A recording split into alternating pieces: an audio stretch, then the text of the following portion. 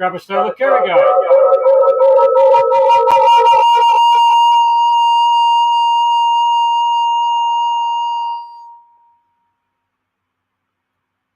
Grammostola quirogai.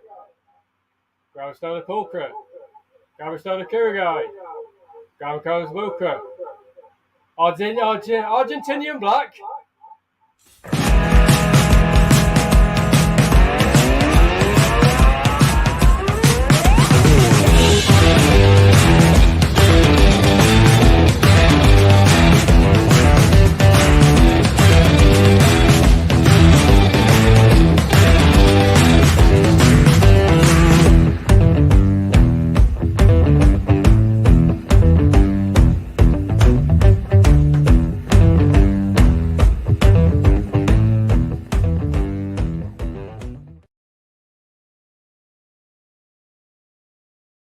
Hello!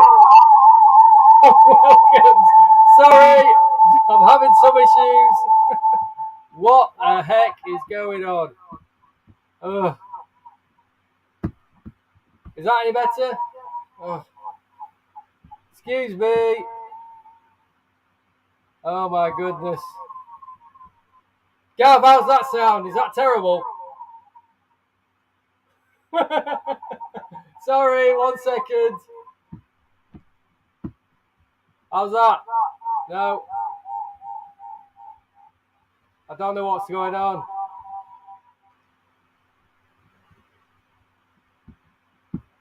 Something is wrong.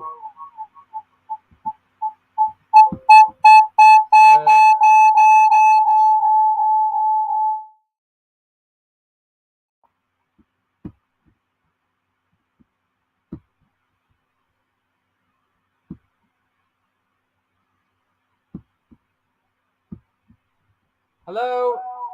Sorry, I'm having some trouble. I don't know what's going on.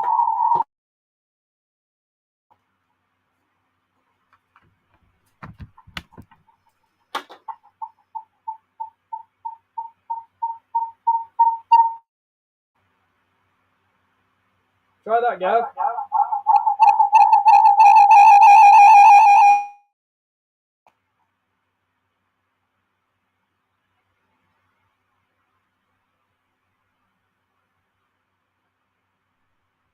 How's that? Okay. Oh my goodness. I'm so sorry. I've got some real feedback issues. I don't know what's going on.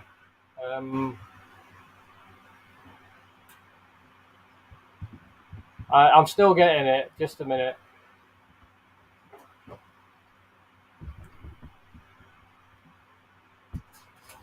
One sec.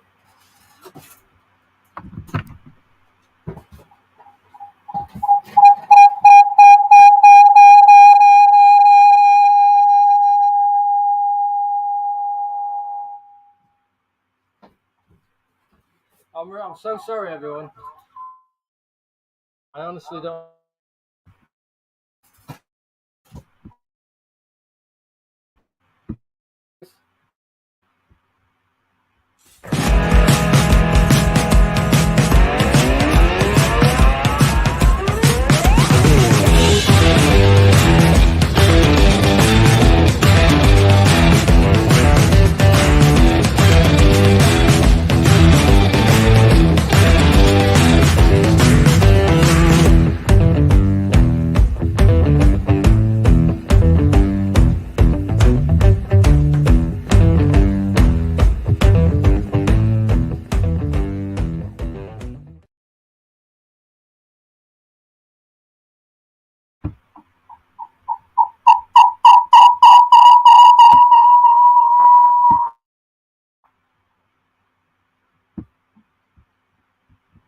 Hello.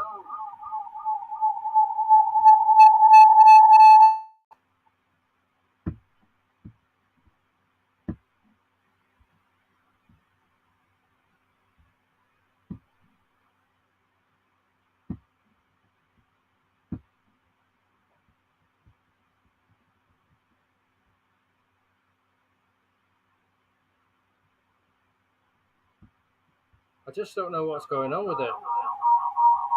Everything's cool.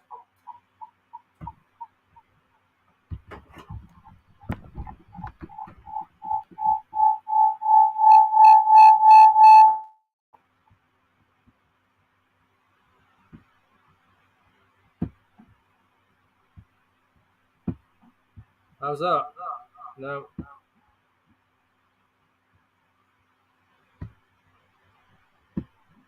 Still the same?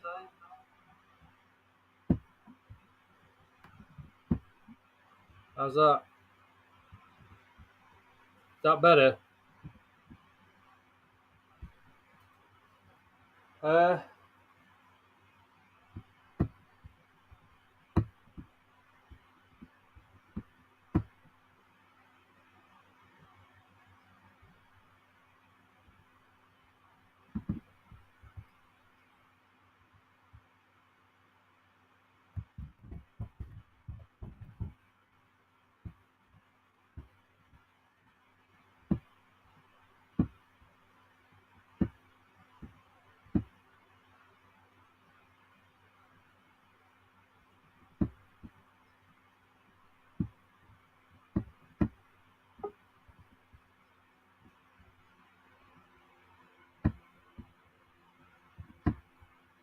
Right.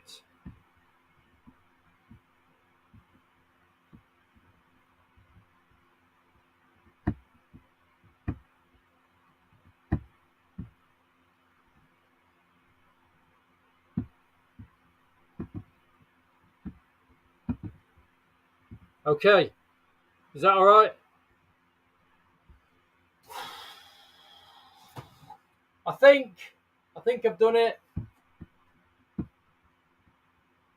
Is that all right now? Right, guys. I'm so sorry. That is the first time that has happened. That was a complete disaster. Can you hear me all right? Can everybody hear me? Okay, thank you, Greg. Right, I'm so sorry, guys, for that. I don't know what happened. Anyway, it doesn't matter. That's so unprofessional. That's the first time that's happened. If you are new to the channel, welcome. I saw a couple of. I saw that Ian was in for the first time. He probably thinks I'm a right amateur. So anyway, guys, thank you so much, everyone, for tuning in. I'm so sorry about that. That does not normally happen. Normally, we are slick and very, very smooth. Normally, we do not have any issues, and everything is usually perfect. Of course, it's a live stream. These things happen. Anyway, thanks so much for your patience, everybody. I'm sorry. It's 15 minutes into the thing, and we are still only just getting going. So thank you so much for everyone for tuning in. And let's just crack on, shall we? I'm going to get cracking. We're going to get... First, we're going to bring on my right-hand man, my hombre, my main dude. I can't get my words out. Gavilar, how's it going, buddy? Gav is in the house. Gavilar, here, Impossible Inverts. He is in the house. How's it going, buddy? Oh, dude, that was the worst start ever, right? That was the worst start ever. Your mic's not on. Your mic's not on. So there you go. Yeah. Yeah. Anyway, there you go. Gav, how's it going, man? That was terrible, wasn't it? That was really, really bad. So there you go. Gav, drop yourself a link when you have a chance. So it's Gav, my right-hand man, as always. My trusty steed is with me to speak to you guys in the chat. Make sure we're all in the loop. Drop some links. Big up some everybody. And all that good stuff. So it's Gav, Impossible Inverts. If you don't know Gav, go check out his YouTube site. He's on Instagram, TikTok, Facebook, and all that good stuff. Go check him out for some excellent wood turning and awesome invert related shenanigans. That's all I can say, really. So there you go. That's my good man, Gav. He will be speaking to you guys tonight, helping you out. And basically helping me not make any more of a fool of myself than I already have because today that's been really bad. So there you go. I think we might have a new person in the house. Ian Tarantula is in the house with us tonight. Ian, how's it going, my friend? Thank you so much for tuning in. I'm guessing it's the Grammostola quirogai or pulchra, whichever. has drawn him in tonight. What do you reckon, Gav? I reckon that's what's brought him in tonight, man. So there you go. So yeah, how's it going, everybody? I hope everybody's all right. Welcome to Ian. I'm not sure if there's anybody else new in the house. Gav, have you noticed anybody else new? But we're going to say all the usual hello. Spooky Dukes, Greg's in the house. Invert Laws are Peter, Invert Kingdom UK, Sidex, aka Frances, and Ebbs if you are there. How you doing, guys? Nina's in the house. How's it going, Nina? Andy, Spiders in the house. Claire, Aruna Exotics. Oh, Lewis. All favourites in tonight. Andy's in the house. How's it going, Andy? Kaylee, Taylor Art. How's it going, Kaylee? You're all right, Matthew. All right, Matthew. How's it going, guys? Thanks so much to everyone for tuning in. I guess I'm just going to get cracking. Yeah, Ian says it's all good, buddy. Mrs. has gone to bed early as she's poorly. Oh, that's a shame, man. Yeah. So there you go. My missus always goes to bed early, man. Well, early-ish anyway. Definitely a good hour and a half before I go to bed, so I can get up to all sorts in the evenings when she's gone. So there you go. Don't worry, Nina. Nothing to be nervous about. Honestly, they are not very big spiders right now. Like I say, they are more like grown on slings rather than juveniles.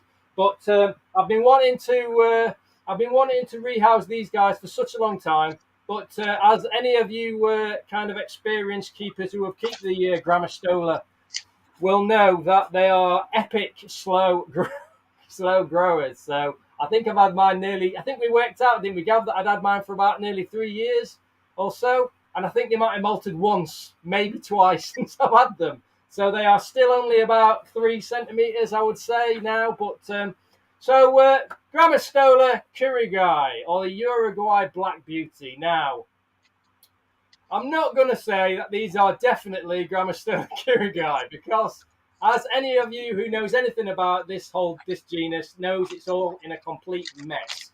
It's a complete disaster area. Ian probably knows quite a bit about that. In fact, Ian, if you know much about the Grammostola quirogai pulchra, kind of like, you know, the whole situation, dude, if you want to come on board and join me and Gav in the chat, you are more than welcome, my friend. Just let me know or let Gav know, and we'll send you the link and you can pop on and we can have a little bit of a chat.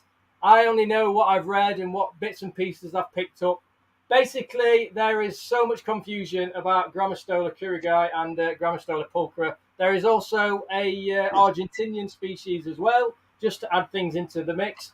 Basically, the Uruguay Black Beauty or Grammostola quirogai is from northern Uruguay, and the Grammostola pulchra is basically from southern Brazil. Now, if you know your geography, you'll know that they are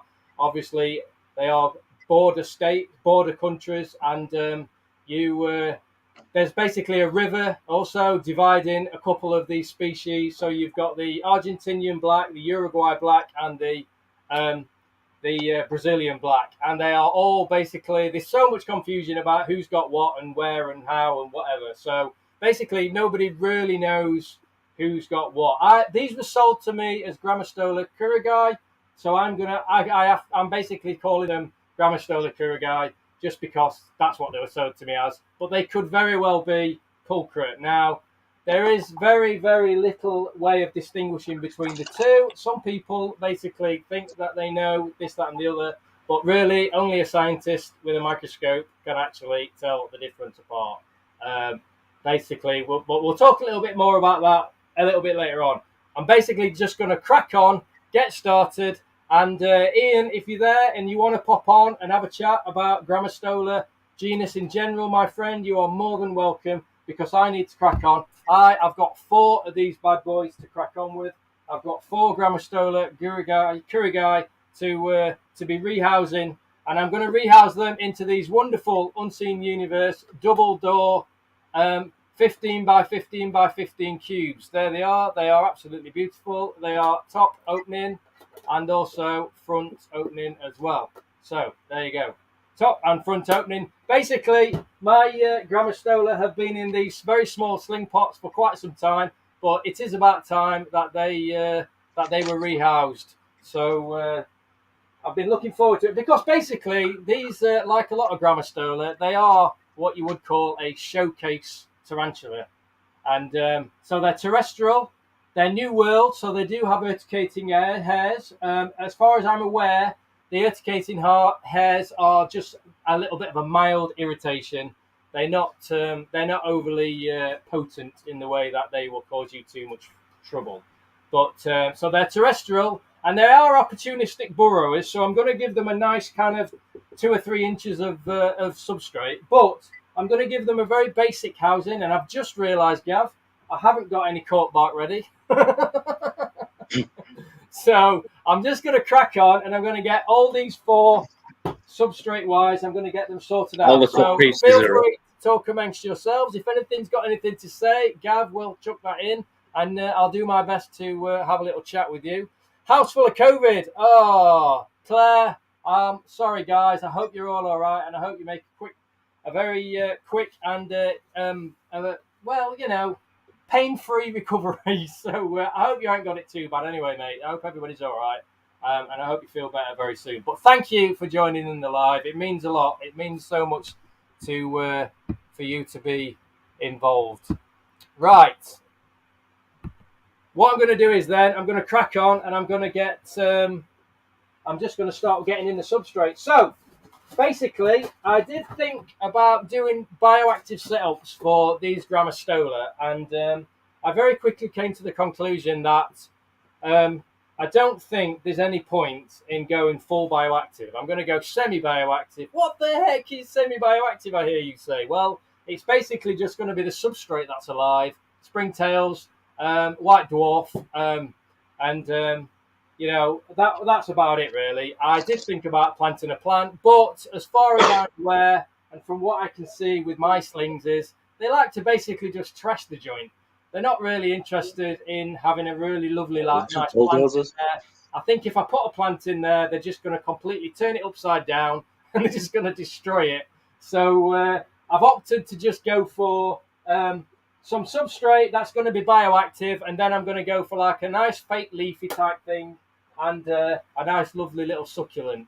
That's what I'm going to do. And then obviously the traditional cork bark and a water dish. So I'm just going to crack on and get this done. I think I'm just going to leave the big screen on for now. So not yet, Greg. Sorry, my friend. Sorry. But, dude, just send me a message, man. If you are desperate to get some of these enclosures, man, send me a message. I'll send you the dimensions, and I will send you a price list, and we'll just do it outside the website. So just let me know, man. You know, if you want a few, I'll sort you out. I'll do you a deal. Don't worry about that, man. Right, I'm going to get this substrate in there. Let's just crack on and get this done, shall we? Because I've wasted enough time. So, anybody else got anything to say? I think. Did you see Ian's comment? No, I missed it. I was just about to say. I think Ian replied to. Yeah, what did he say? Don't know too much about Grammies, but sounds similar to the Brachypelma Smithy Hamari, where they're pretty much identical. Maybe DNA work. Yeah. Well, I was reading that about the Grammostola, and one of the things is actually DNA testing to work it out. Yeah. I was having I had a quick look at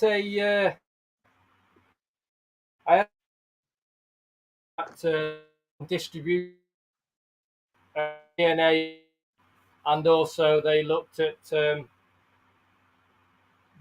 the physical characteristics, i.e., they looked at the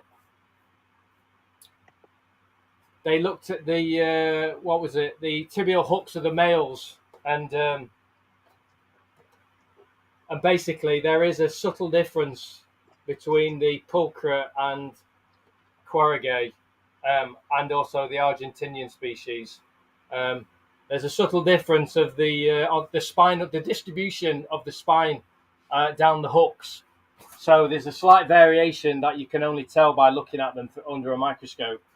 There's also quite a lot of DNA variation, especially in the quirogai. They found quite a lot of DNA distribution. I've actually not had a proper look at that paper, but it looks quite interesting. Might have to have a look at that at closer detail, Gab, if you know what I mean. Yeah. It's quite interesting. We're saying that because with a lot of species, like where there's the similarities, they can differentiate by the spermatheca. Yeah. But it was saying that it's impossible to do that alone with these. Yeah. That shows how alike each one is. Yeah. Yeah, exactly.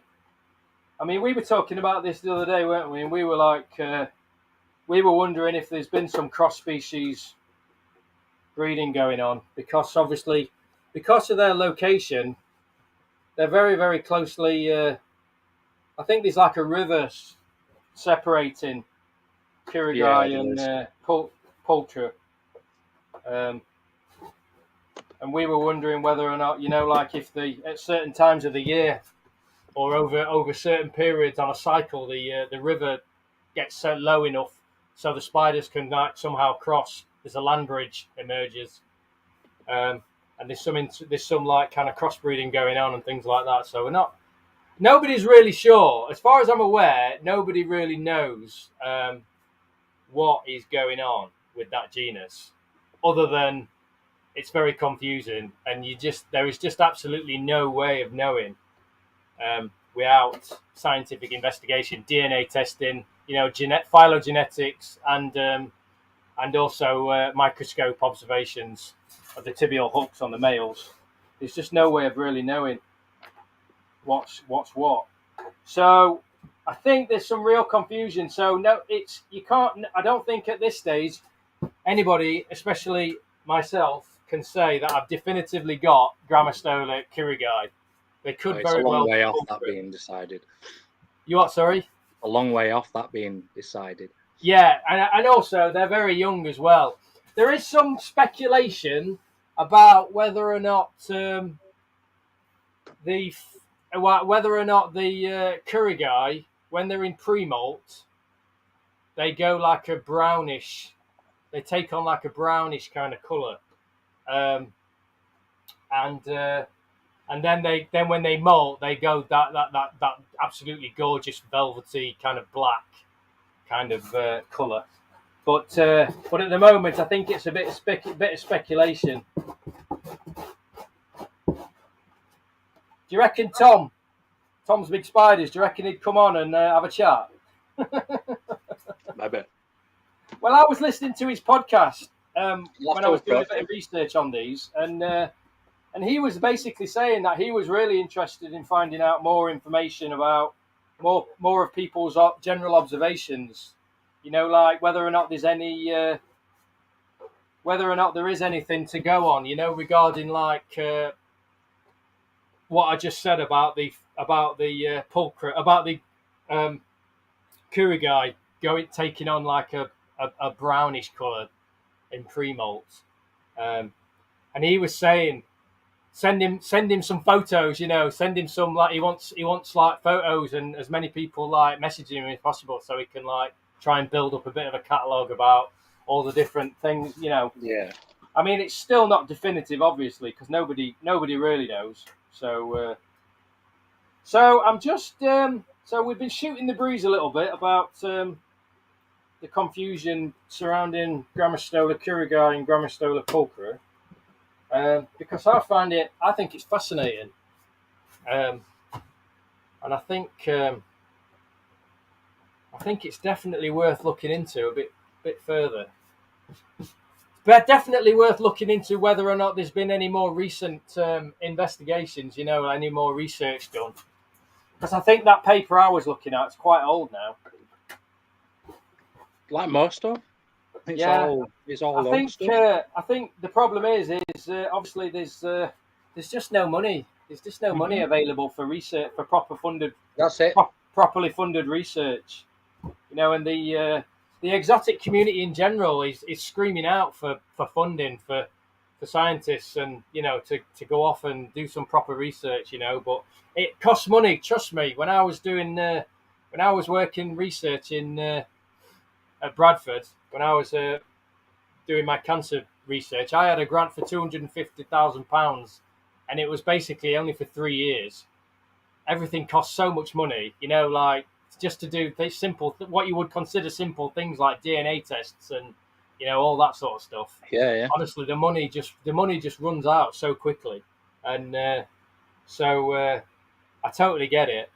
And it's just the thing is, there's no interest, there's no benefits to it. There's no real kind of benefits apart from for us hobbyists, basically. What do you want to know? So we know. We want to know. We want to know exactly what we've got. Have I got Grammostola quirogai or have I got pulchra? I mean, I can't sleep at night. It's just not on. Right. So You might have to speak to Andy Smith. yeah. Send him on the trail. Yeah, I bet he's got a bob or two. Do you reckon he'd fund it? I bet. Shall we write out a? Well, he did the reclassification of brackies, didn't he? So Yeah, exactly. So and it's like Ian said, the situation is exactly the same as what happened with Hamori and Smithy, isn't it? They looked identical. Everyone thought they had Smithy, and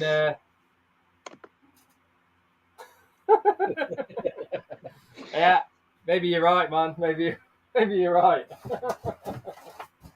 But yeah, everyone thought they had Brachypelma Smithy, didn't they? And then and then Andy came along and basically told everyone that they had Hamori. yeah. Right, so I've put my base layer of substrate in. I've basically put about 3 to 4 centimeters in there. It's not as full as it's going to be just yet. I am going to top it up a little bit. I'm going to put what Dave would consider the beastie mix on top. We need a name for our beastie mix, Gav. Mitch's mix. Mitch's master mix. Yeah. Right, Mitch's master mix. There we go. It's basically so. I didn't mention it before, but because it's nothing special, the substrate that I've used so far for the bottom layer is basically vermiculite, cocoa fiber, bit of topsoil, and that's pretty much it. And that is just my basic substrate. And that's it. Apart from the little bit of topsoil that's in there, there's not a lot going on in there really. The vermiculite is, for obvious reasons, it's like an antifungal material. It also is really, really good for providing space in between the soil. So when it absorbs all that water, it expands and it provides a lot of like space in between the soil particles, so they don't all just clump together and then end up just getting all a bit of a mess and mouldy and stuff later on down the line. The vermiculite, I absolutely love this stuff. I think it's fantastic. It's good. It's Mitch's Northern Mix. You what, dude? Mitch's Northern Mix. Monkey mix. Kaylee says monkey mix. I think I quite like that. Nina, I was throwing sweets at my wife. Right, and so basically, we've got the Northern monkey mix or just monkey mix. We'll have to have a think about that, Gav. What do you reckon? We'll have to see. So we've got the this is what Dave would call the beastie mix. We're calling it the monkey mix, unless we come up with a better idea. And this is basically it's more topsoil, cocoa fiber. It's got a lot of it's got vermiculite in as well. It's also got leaf litter. It's got a lot of finely broken bark and wood bits and pieces. It's pretty much it's more or less like millipede mix, and it's got all that lovely nutrients in it. It's got some sphagnum moss, broken bits of bark, wood chippings, like I say, vermiculite, and then inside that it's got the springtails and white dwarf woodlice, basically. So yeah, it's got all that lovely good stuff that makes it a bioactive substrate. So it's perfect. And I'm going to put a top layer of that over the top of the substrate that I've already put in there. So let's do that now. Would you say that these are okay for a beginner? I would say so. Absolutely. I think most of the Grammostola are beginners because they're very, very slow growers, almost frustratingly so. But the beauty is that they're very placid, they're docile, They don't. Obviously, you know, if you're going to be all like they're going to, you know, then obviously they're not, they're not going to be too happy about that. But you know, if you're just taking your time with them and you're not messing about with them, they are very docile. They are, yeah, they're nice and placid. They're quite slow.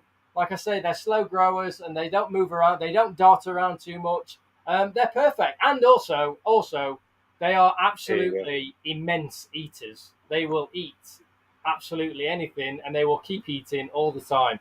Honestly, there you go. Sidex has said it there. Grammostola. Any of those four? Yeah, there you Any go. of them? Yeah, any of those. They're all good beginners. But Grammostola, absolutely perfect. Honestly, these are absolutely beautiful. When I get the macro lens on some of these in a bit, honestly, they're absolutely stunning. So I'm going to get the Beastie Mix here. Oh, I'm calling it Beastie Mix. I'm advertising Dave on here. What's going on? It's Monkey Mix. Putting the Monkey Mix in. I'm just going to put a top layer of that in there. So I've made the substrate quite deep because, like I said to you at the start, Grammostola, they are terrestrial species, but they're also obviously what you would call a opportunistic burrower. So if they want to burrow, I'm going to give them the opportunity to do so. So we've got a really nice amount of substrate right there. Now look, I've built it up a little bit at the back, but that's perfect now. That spot on. So we'll just put a top layer of that on. You see how handy the top opening door is, man? I mean, it's just perfect, isn't it? People need these enclosures in their lives, man. People are wanting them. I know. I'm not making it very easy for people to get them, am I? You're going to have to go on a list. There's no list. There is no list, everyone. Don't start talking about the list that doesn't exist. I'm not having none on it. I'm putting a stop to it. All your shenanigans, you lot. So there you go. Anybody new in the chat, Gav? They don't start with the pie charts. We're talking to Adam, and Adam said to me, he says, Mitch hates a list. I says, yeah, no, that's how it started. Yeah, and of course Adam ran with it. Yeah. As he would. So, right, let's crack on with these guys, shall we? I'm really excited to get these out, man. I can't wait, honestly. I'm so chuffed that I'm finally getting round to rehousing these Grammostola, because honestly, they're so beautiful. And also, I'm looking forward to doing some nice feeding videos, because honestly, these guys are absolutely amazing eaters. The food, honestly, the feeding response on these guys is just it's almost second to none, I reckon, in my experience. There you go. Yeah, I like that point for me and that. Yeah, we've already got. I think I forgot to mention the. I'm pretty certain I put some fine charcoal dust in the in with the original bulk. So I have an original bulk that I make up vermiculite and cocoa fibre and topsoil, and then I add I do add some charcoal dust to that and some volcanic dust and all kinds of things. So yeah, I'm on it, Ian. But thanks. Definitely good for the springtails. So they like a bit of that. Right, excuse me a minute. You want, it's activated charcoal, isn't it? Yeah, activated charcoal is what you need. Right, I think that is it. So, I'll tell you what else I ain't got. I ain't got me... I was wondering whether to bother with a little bit of... hang on.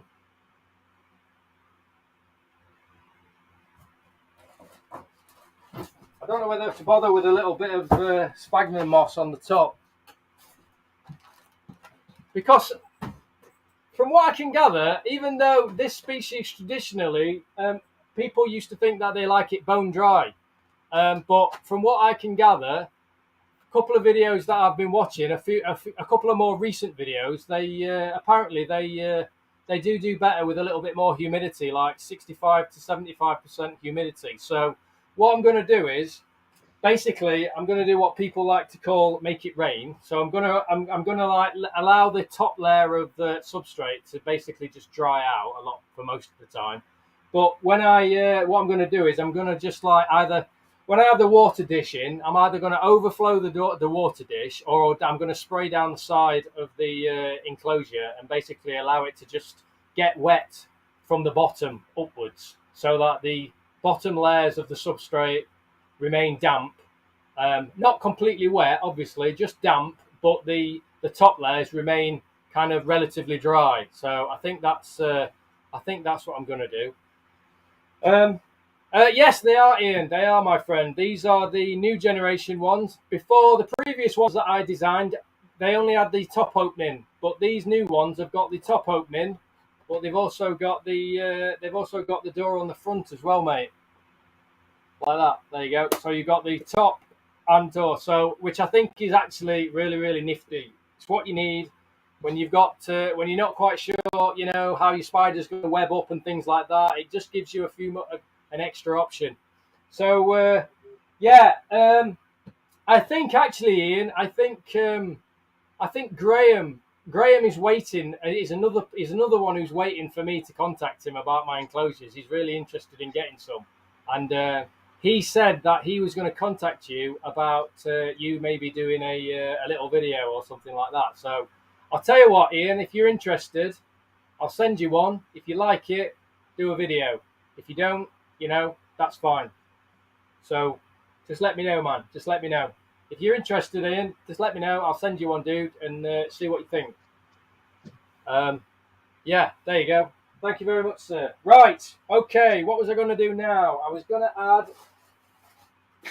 Oh, you know what? I need to get this cork bar. You're going to have to excuse me for a minute, because I forgot to get my cork bar. Yeah, all cut pieces are in lockup. Yeah, well, I've got a piece here. I've got a piece here. I've got a couple of pieces. Oh, there we go. I think I'm sorted. There we go. I didn't even need to chip into the new ones that we've got. I'm just going to use some of these old ones. Right, I've got the cork bark. Right, so basically, I'm going to just have the substrate. I'm going to keep it quite simple. I'm going to put a piece of cork bark in there, obviously, so they can make a hide. And then I'm going to just add a little bit of decor. But I've just got a feeling they're going to basically just bulldoze the whole thing around and get rid of it. So let's have a look, shall we?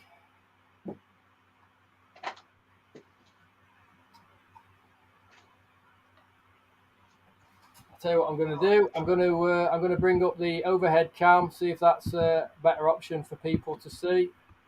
There we go. Got the overhead cam. Look, I'm going to put the cork bark in. I meant to say, Gav, the female Sazimai has bolt. She's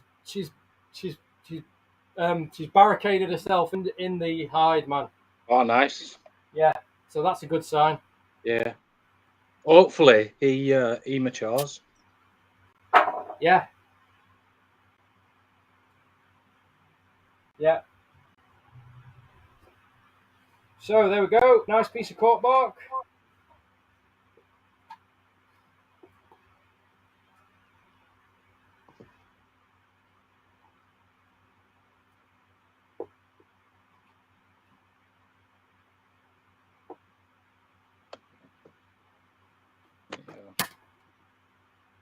Stuart's happy with his enclosure.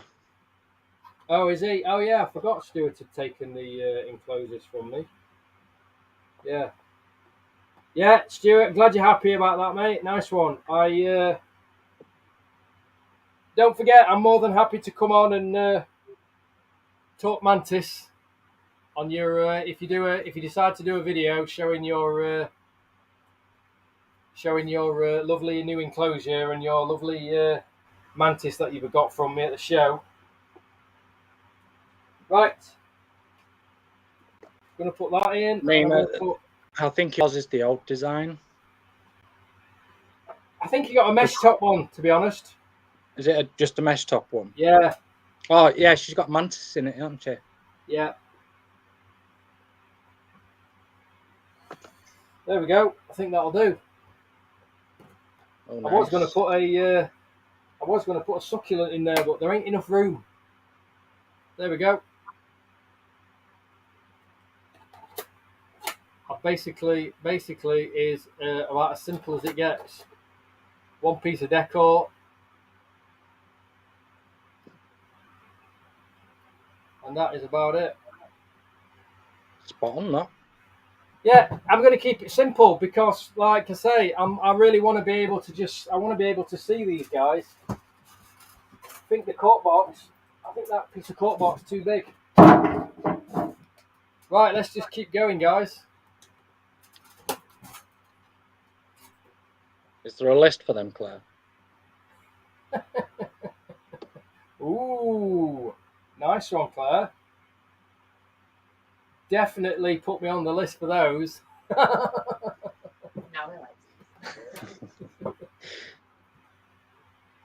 Right, another piece of cork bark in there.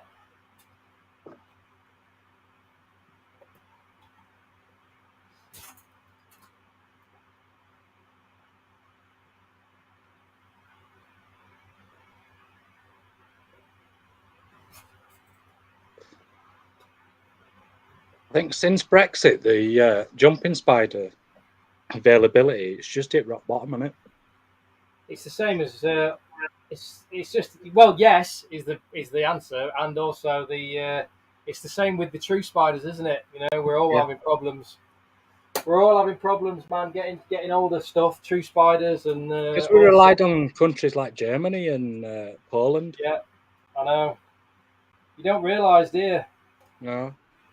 You don't realise how much you rely on these places.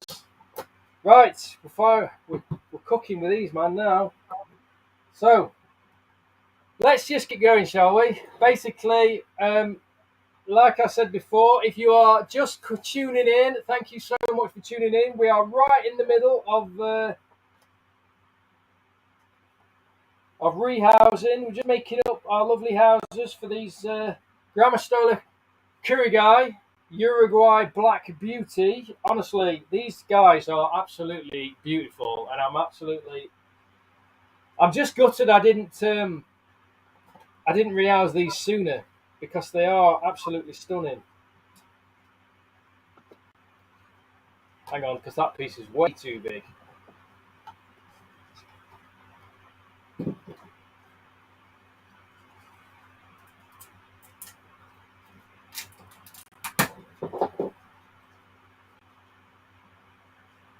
So yeah, basically these are a terrestrial New World species.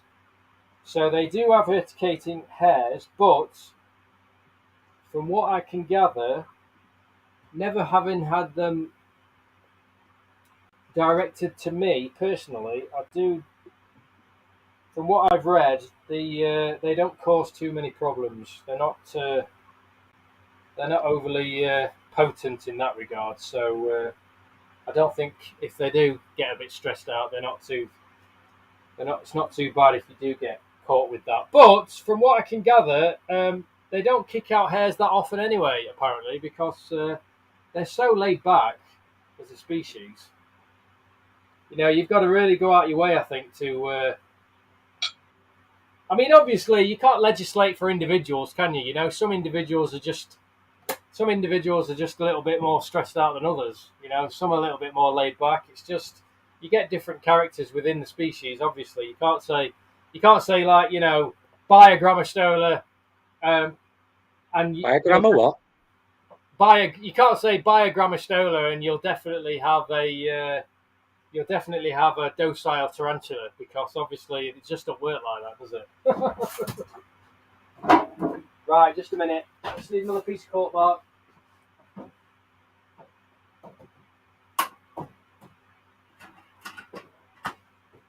Right, I just pinched that from my assassin books.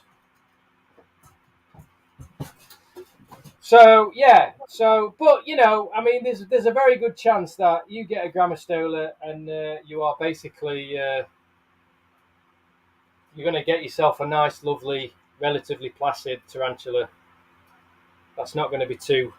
It's not going to be throwing threat poses at you. It's not going to be flicking too many hairs at you. You know, as long as like you obviously don't annoy it too much. Definitely a very, very good beginner species. I mean, you know, people talk about like, you know, handling and this, that, and the other. It's definitely one that can be handled if that's your bag. But you know, it's not really something I go for. But that's just my choice. Right, there we go. No, not flipping hairs to Nina. Flicking hairs. Flipping hairs. There you go. So we have now got 4 very, very, very basic enclosures. Like I said, these are terrestrial species. They are very much a show species. They like to be out. Well, mine are out all the time.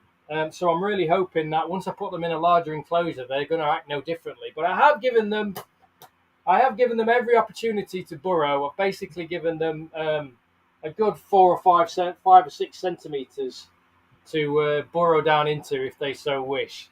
From what I can gather, they, you know, the smaller slings like to burrow, and also the younger juveniles. But I think as they get older, they do start to feel the need to burrow away and hide away.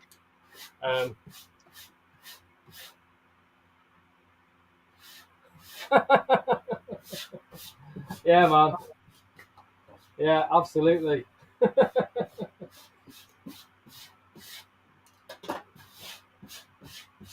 Right, I'm just doing my little tidying up. Okay, I'm just going to add now a little bit of, so, there we go. We've got a little bit of cork bark. We've got the little bit of decor, although I'm not entirely sure how it's going to react to the whole decor situation. They don't really web, this species, so as far as I'm aware, they don't really web. What say you, Gav? It'll probably just sit underneath it. Yeah, probably just sit there. As far as I'm aware, there's very. I mean, these slings have been in these pots now for best part of 3 years. And there you go. Look at that. Yeah, they only tend to web up when it comes to molting. Yeah, there's absolutely zero webbing in there. But honestly, they get so fat as well, don't they? Because like they just eat. Honestly, the feeding response in these guys is absolutely unbelievably amazing. They really are, and these guys will just eat. I mean, I was watching a few other YouTubers like who have like did some like brief videos on these guys, and they were saying that they've seen them basically eat the day before they molt. That's how hardcore these guys are when it comes to eating. Yeah. They will That's basically, like agents, that they'll eat right. They will basically like the minute they're about. They will basically just continue eating right up until they molt. There's no like refusing food for weeks beforehand, like a lot of species do. They will basically just right. So right, I'm just sphagnum moss around the side and the top part of the cork bark, just to provide that little bit of extra humidity. So it's just on one like very small section of the enclosure where I've got that, and that's just to spray now and again. You know, I'll probably like spray down that side and just allow that side to just trickle down, and then the water will just spread along the bottom, and then we'll basically just have the moisture coming up from the bottom a little bit, and then as it comes up through the layers of substrate, it'll get drier and drier and drier. So like the top layer will never actually be wet. It'll just be, you know, but the humidity will be contained within because the moisture will come up from the bottom and raise up through the substrate. That's the principle anyway. So there you go. Right. So Spooky Dukes, what are you saying to me? Are you going to be selling any of these, Mitch? I am so sorry, but I only have 4 of these, and I'm keeping them. I'm afraid. Sorry about that. Oh, mine.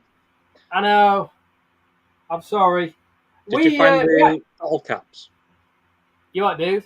Did you find the bottle caps? Yes. Well, yes. I've got my bottle caps ready. I've got my bottle caps ready. I am good to go. I've got a red one, a purple one, a yellow one, and another one somewhere else that I seem to have lost. But I'll find that in a bit. So I've got my water bottles. I've got my water dishes sorted. So I'm just going to continue putting these in. Oh yeah, I was just saying. So yeah, we actually sold. We did actually sell a few of these on at the Doncaster show, didn't we, last year? Yeah. And Yep. I think we severely underpriced them, and they. I think I had about 8 in total. I think I sold 4, and I've kept 4. And honestly, they just flew off the shelf, didn't they, Gav? Yeah. They just went so quickly, and I felt at the end that I totally really underpriced them. It was the same as those half bacteria pole cripes, wasn't it? Yeah, it was the same as those H pole cripes, wasn't it? I had some juveniles, some really nice sized juveniles, and I sold them at the show, and I think I totally underpriced them, and they just flew straight off the shelf. It was crazy. It was like people just snatched them up. But it's all right. It's great. People like a bargain at the show, man. If I can mistakenly provide a bargain now and again, then you know what? Let's just spread the love a little bit, shall we? Catch you later, Greg. Thanks for tuning in. Okay, dude. Nice one, Greg. Thanks for tuning in, my friend. See you later. And message me, man. Message me about those enclosures. Honestly, I've got them here waiting for you. I just don't know when I'm going to get time to put them on the website. I know that's not good. I know that's not great, but honestly, as you can see, I've just got so much to do. We've got the next show coming up at Doncaster next Sunday, and I'm just flat out. I've still got absolutely tons of stuff to rehouse. Honestly, when I was thinking about what to do for this weekend stream, I was like, honestly, it's not the decision is not. I don't worry about what content I've got. It's basically what am I going to do first, because I've got so many things need rehousing. It's just a case of looking at what needs rehousing and deciding which species are in more desperation of being rehoused over the others. That's basically how it's going at the moment. Right, guys, I think that's it. I'm really happy with those. So we've got there we go. We've got about 6 or 7 centimeters of substrates. We've got the corkbark hide. We've got a little leaf, well, quite a big leaf actually, and then the sphagnum moss. So I'm quite pleased with that. I think that's all right. That's pretty. That's about as bait. That's actually over engineered. Compared to how a lot of people keep them. I've got my water dishes. I've got my lovely coloured water dishes. So, right, it's time, isn't it? I was going to put some other bits and pieces, some forest floor, leaf litter, and other bits and pieces, but there's no need to put anything else in there, is there? There's absolutely no need, I don't think. I think there's enough in there now. So there you go. Right. Now, in all the confusion and all the trouble we had at the beginning, I had to unplug Criticam, so I'm going to have to plug that all back in a minute. Catch you later, Stuart. Stuart, see you later, buddy. Stuart, thank you very much for tuning in, my friend. It's always a pleasure to have you around. Honestly, don't forget to let me know if you decide to do a little video I think it was the orchid and the spiny you got from me. I'm not sure if you got anything else from me as well, but I know you got the enclosure, you got the orchid, you got the spiny. So if you want me to come on anytime and chit chat about their care, I'll be more than happy to do that, man. No problem whatsoever. Right, okay, we are ready. We've got our lovely 4 enclosures. They are all ready. What do you think? I think they look bob on. They do. He got a Versi from Sidex and Ebs. He got a Versi. That's right. I knew he got something else, and I couldn't remember what it was. He got the Versi from Sidex and Ebs, didn't he? Yeah, nice one. So there you go. Right, guys, we're just going to do this. Let's get the Grammostola lined up. Let's get Criticam sorted. So you just have to give me a second to get Criticam sorted, because in all the kerfuffle in the earlier stages, I had to basically shut down all the other windows that I had open. So I'm just going to get Criticam set up again, because obviously it's Criticam, right? And we have to do this.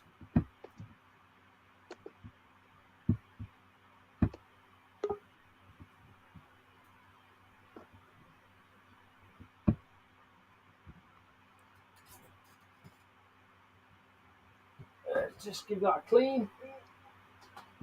Right.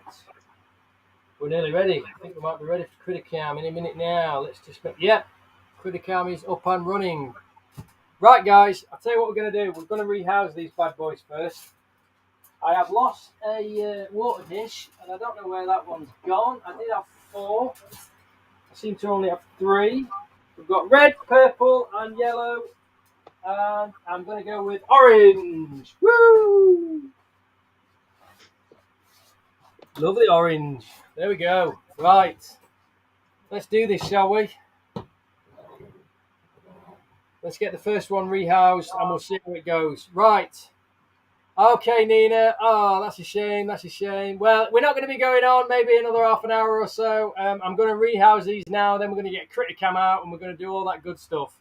So, yeah.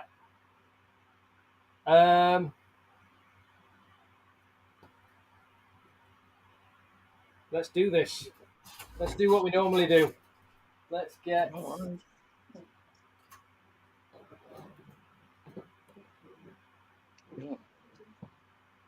Just bear with me a minute, guys. I'm just getting myself organised. No, Claire. They're quite slow. Yeah, I mean, this is going to be about as simple as it gets, I reckon. Yeah.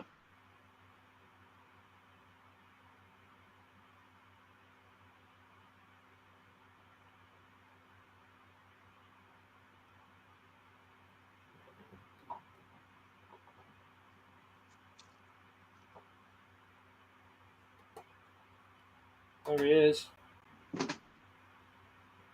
Look at that.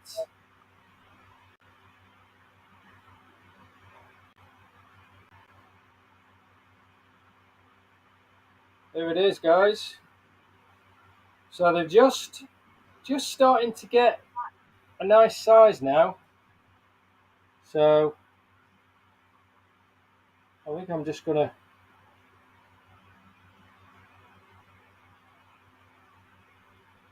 walk it onto my hand.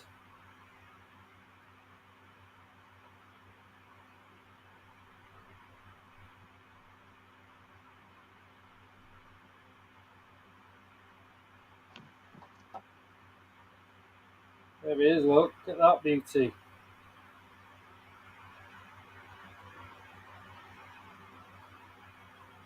Woo! How beautiful is that?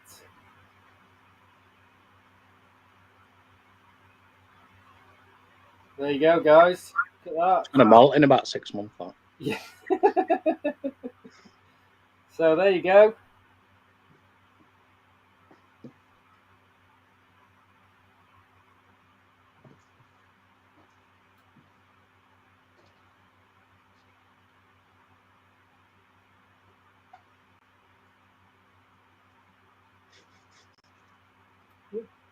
There he is. There he is. He's in there. Look. Let's come and say hello now. Look. Hello. I'm so happy. I'm so happy that that it's finally gone in a nice home.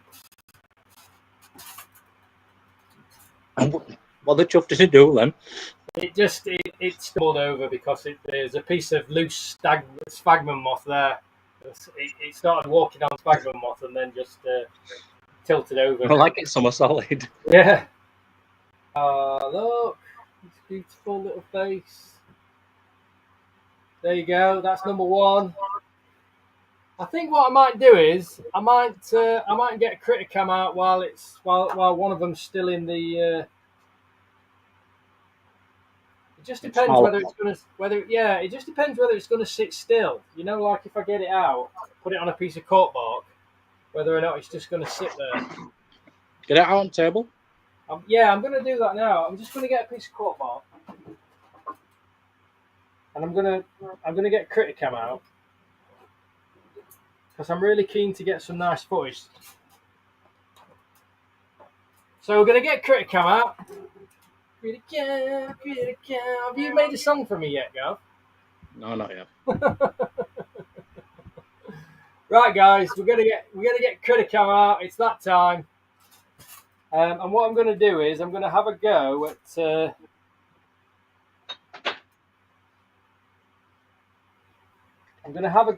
putting it getting it out on the table on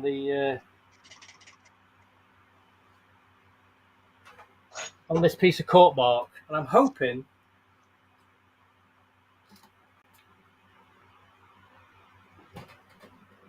it's going to behave itself.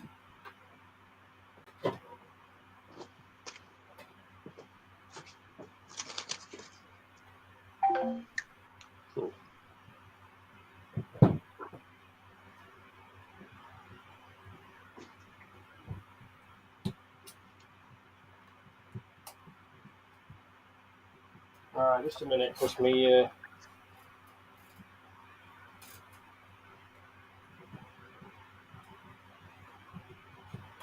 thing is loose. Just bear with me a second, guys. It's not loose.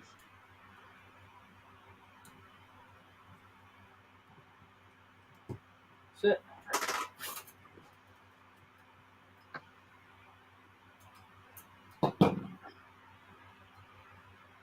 Right.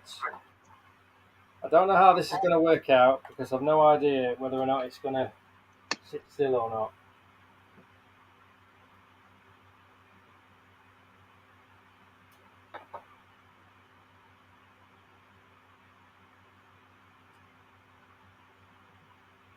The answer is no.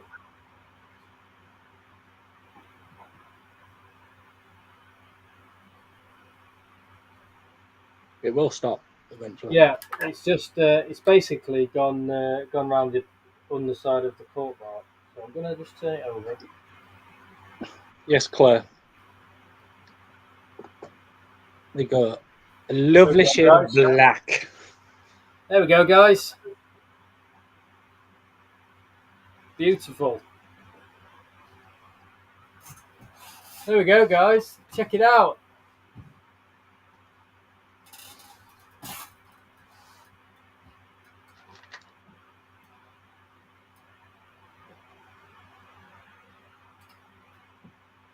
Look how fat its booty is. Big and black, that's what they are, Claire. Yeah, I mean this one actually is it's as you can see, it's not at this size. They obviously get more and more black as they mature. With every they take on, they take extra black. But look at it, just sits there, doesn't it? Absolutely beautiful. Seriously, just absolutely amazing. So there you go. That's just one of the 4 that I have. They're all very, very similar, actually. They're all kind of the same, I think.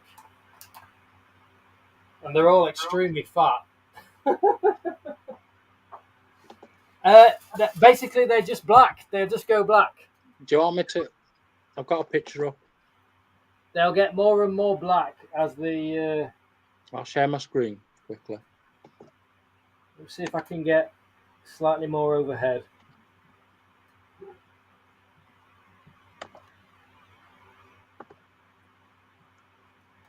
Now, obviously, this picture belongs to Jamie's tarantulas, but that is what they look like.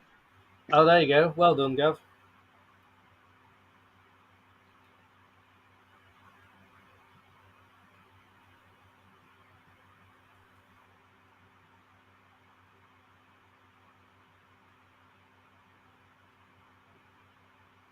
I'll stop sharing that before Nina has nightmares.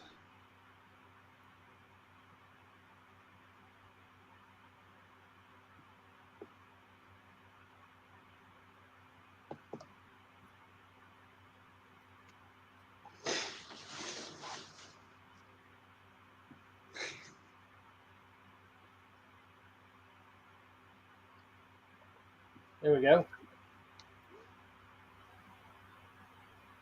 Say hello, Grammostola quirogai. Maybe. There we go, guys.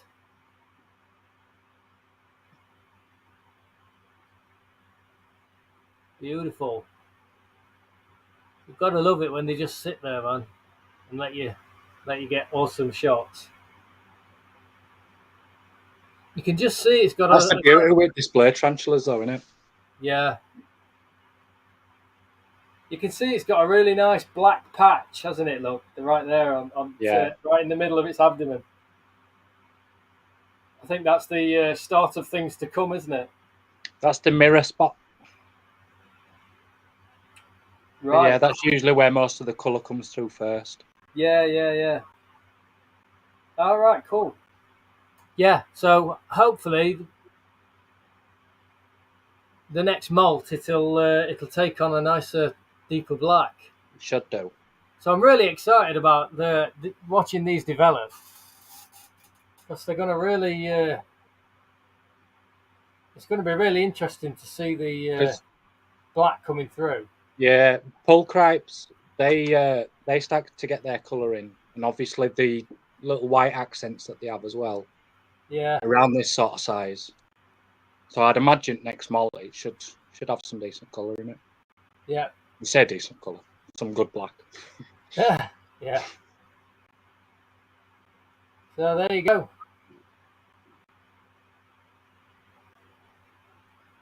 But it's got yeah, like, it does it.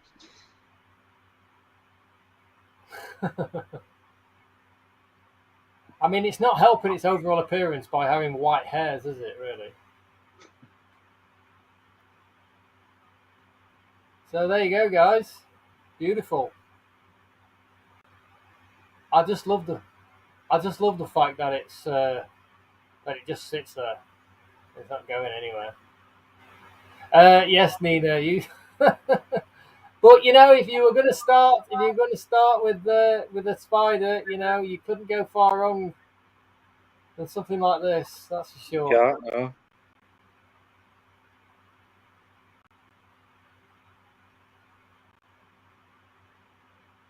There you go. Beautiful.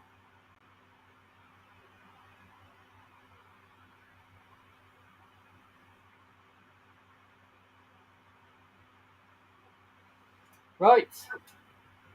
Let's get this one in, because I don't like to put the lights on them for too long. Well, mind you, let me just what I was going to do is see if I can get a front view.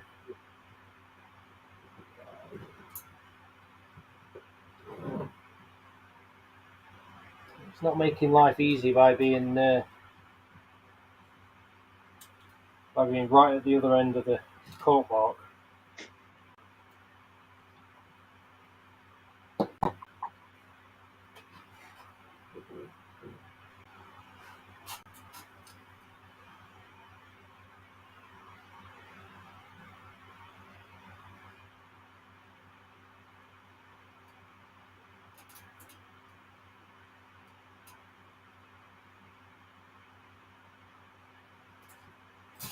See, it's definitely more of a brown, isn't it, than a black, especially with this kind of light on it anyway. Yeah. So,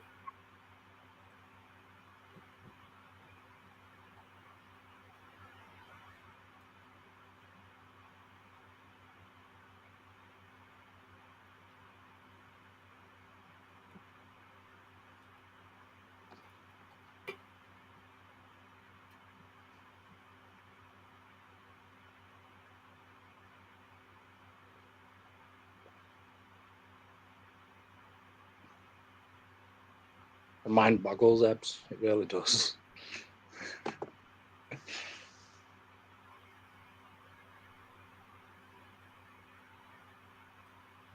are they talking about Peter?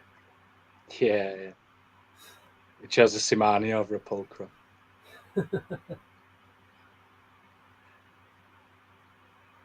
Okay, you can just see its eyes, look, just through the centre.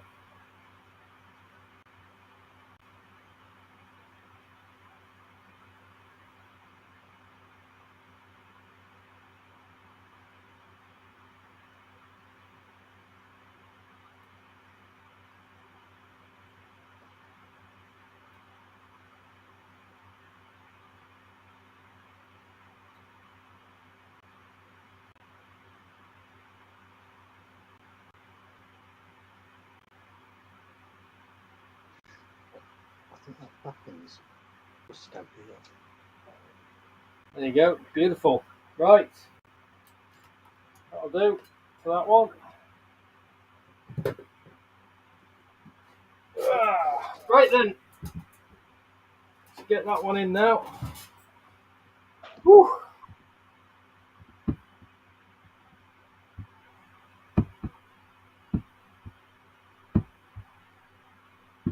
There we go. Right, there you go. So, there it is. Just sitting there.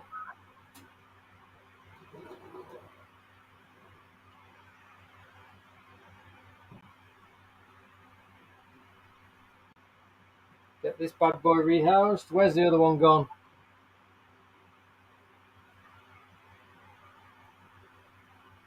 It's already trying to burrow. That one. There, look. Right there, with its butt in the air. Right there.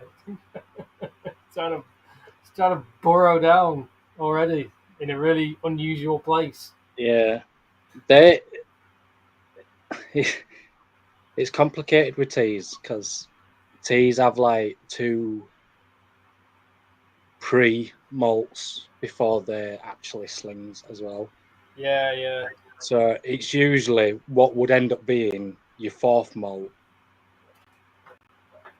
is actually just a second malt, really. Yeah.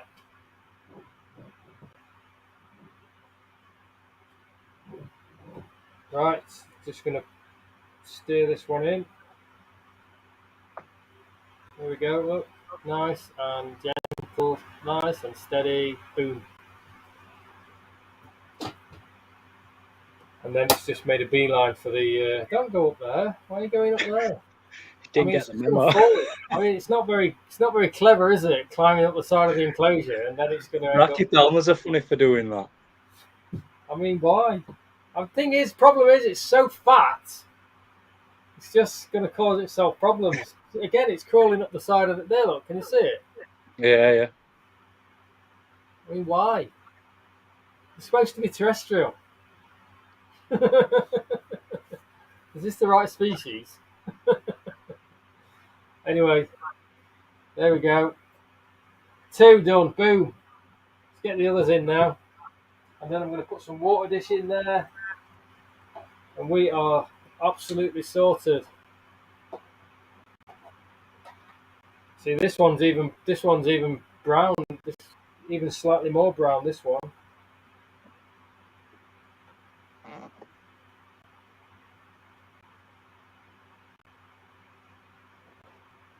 This one's so docile it won't even move.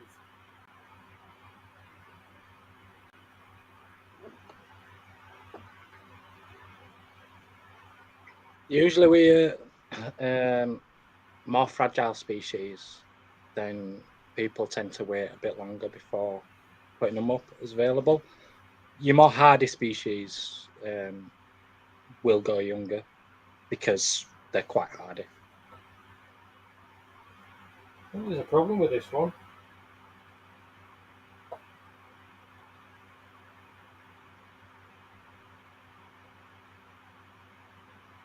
I don't think that one's very well. Got it right way up? Yeah, it's just not moving. It's being a pet rock, all right. Keep an eye on that one. I think there's a problem with that one. It's not well. I can tell. I'll be gutted if it's not very well. That one. Yeah. This one's definitely all right. That one's definitely not well.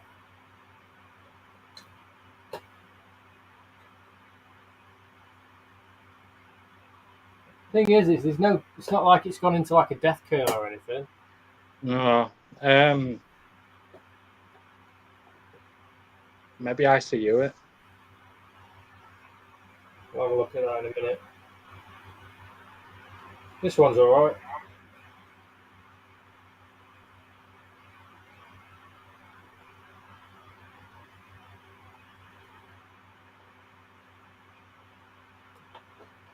I mean, this one's up. This one's on its like.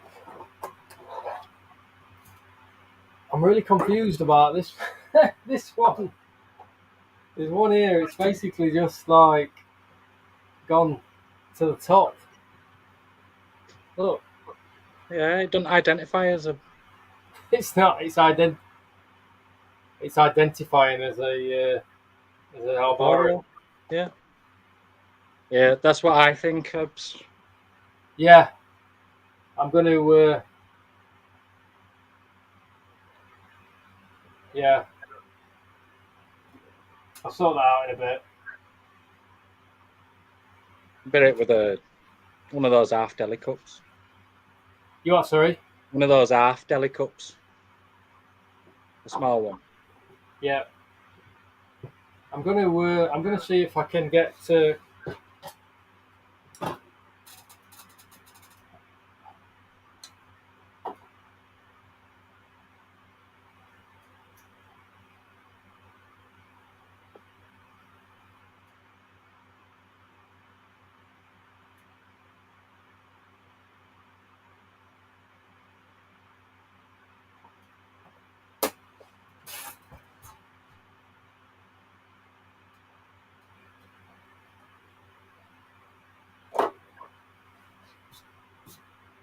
Actually, it's moving around now.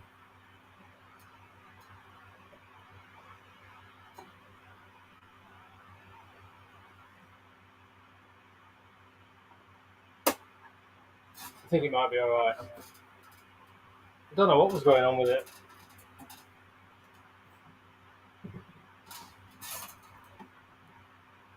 I'm going to get the opportunity to have a look at this, the mouth parts of this this one that's hanging upside down, because you're not going to get an opportunity like this again.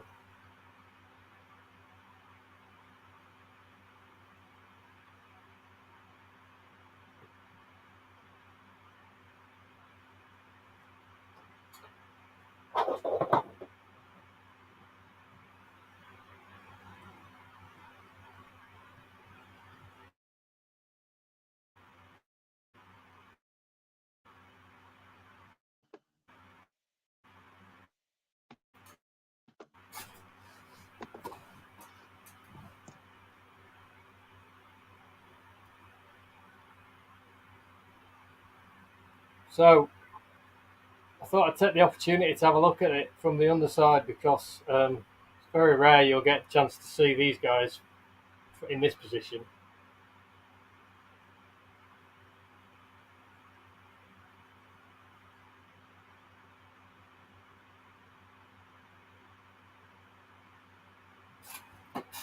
There you go.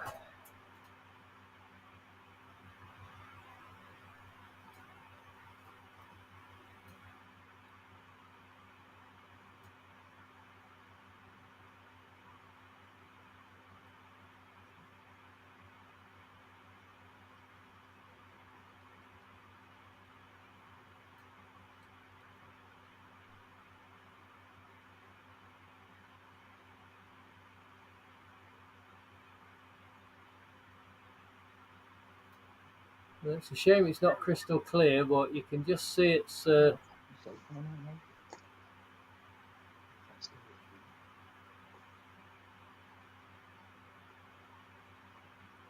can just see its fangs. Look.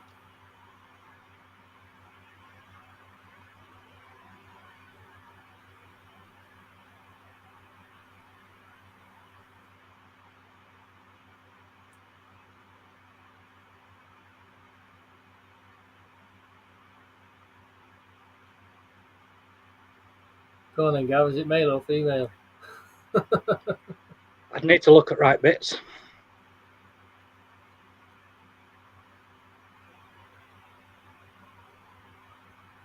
And that's not definitive. You should always get a molt. Yeah. It's very rare that you'll get an accurate. Yeah, you can't tell. Eventually.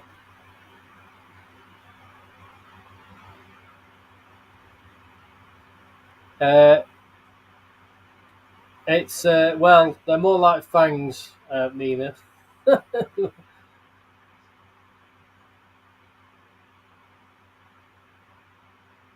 There you go.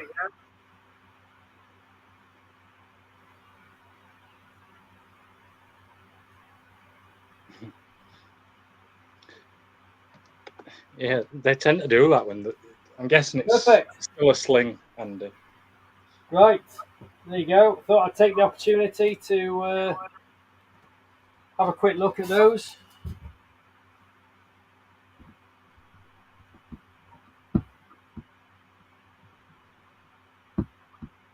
So,